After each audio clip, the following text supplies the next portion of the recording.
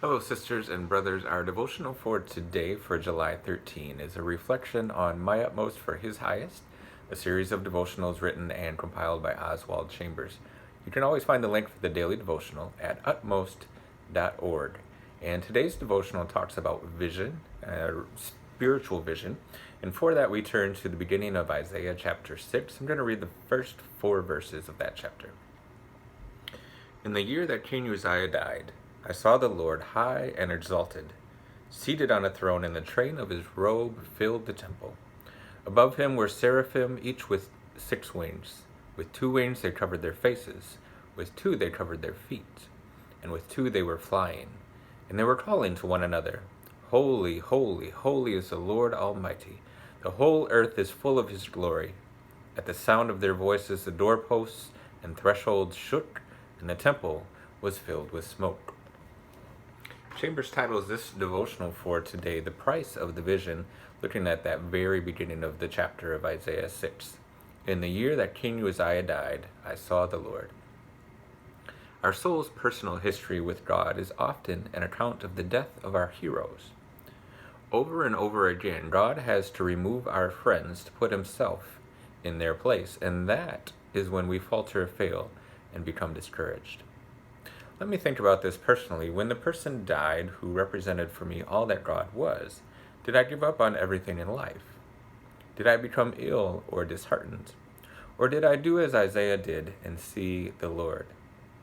My vision of God is dependent upon the condition of my character. My character determines whether or not truth can even be revealed in me, to me, rather. Before I can say, I saw the Lord, there must be something in my character that conforms to the likeness of God. Until I am born again and really begin to see the kingdom of God, I only see from the perspective of my own biases. What I need is God's surgical procedure, his use of external circumstances to bring about internal purification.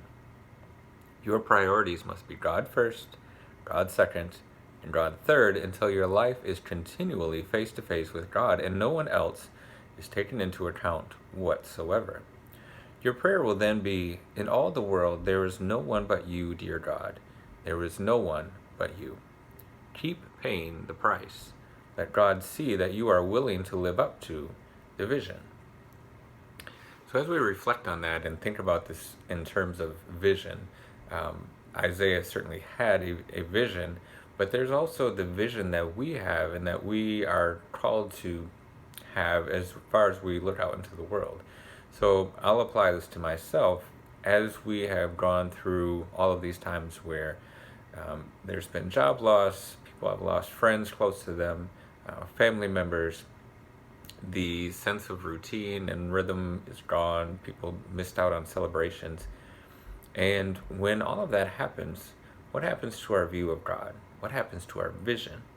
And if we see that as something where God is not present, it's going to change how we look at that. We're going to see maybe we're being punished, or maybe we look at it as this is some terrible set of circumstances, rather than doing what Chambers calls us to do and see that God is present in every bit, in every moment of our lives. So I'll think about it for me. I've had to wrestle with what are some of the next steps? What does God want to do for me, with me, through me in these next steps of life? And I don't know. But what I have to understand is that even when things are removed from my life, things that I had counted on, things that I had expected to happen, when those are gone from my life, then my focus from those things should shift to God. So where I had placed my focus on friends or relationships, coworkers, things that kept me busy, when those are removed, when we grieve something, when we've lost something, no matter what it is, do we now focus our attention and our vision on God? That's really what we're being called to do. It doesn't mean that nothing else matters. It means that nothing else matters in comparison to what God is doing and what God does in our lives.